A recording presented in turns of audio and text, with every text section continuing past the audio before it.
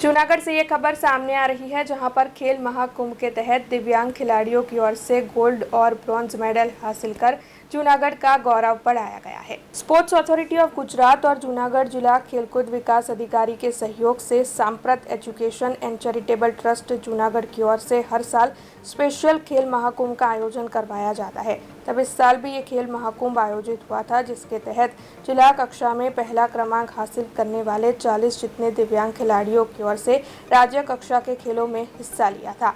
तब आपको बता दें कि जूनागढ़ जिले का नाम रोशन करते हुए 3 दिव्यांग खिलाड़ियों की ओर से गोल्ड और ब्रॉन्ज मेडल हासिल किए गए, जिसकी ओर से इन तीनों खिलाड़ियों को काफी सराहा जा रहा है। सांप्रत एज्युकेशन चैरिटेबल ट्रस्ट समग्र जूनागढ़ जिल्लामांथी दर वर्षे अपना जूनागढ़ जिल्लाना दिव्यांगो छे स्पेशल खेल महाकुंभ अंतर्गत अपनी संस्थामां रमवा आवे छे।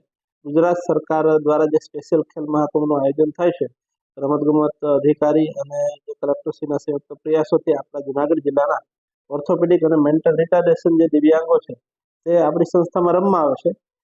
जूनागढ़ जिल्लाना जे तमाम दिव्यांगो छे एमांथी पहलो नंबर जे आवेला होय तेमने राज्य लेवले रमतगमतनुं आयोजन थाय छे।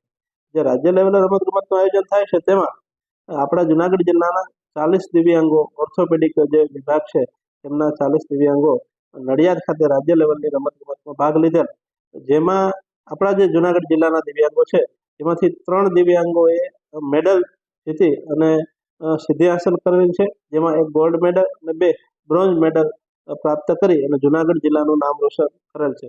नवाईनी वात ए छे के जे 40 दिव्यांगो भाग लीधेलो तेमांथी 3 जे बहनों छे ए 3 बहनों छे दिव्यांगो, जेमणे गोल्ड मेडल अने ब्रोन्ज मेडल भाग लई अने जे हासिल करेलो छे। खरेखर जूनागढ़ जिल्लानुं आ गौरव प्राप्त थयेलुं छे अने आ 3 दिव्यांग जे बहनों छे तेमने संस्था वती खूब खूब शुभेच्छाओ पाठवुं छुं।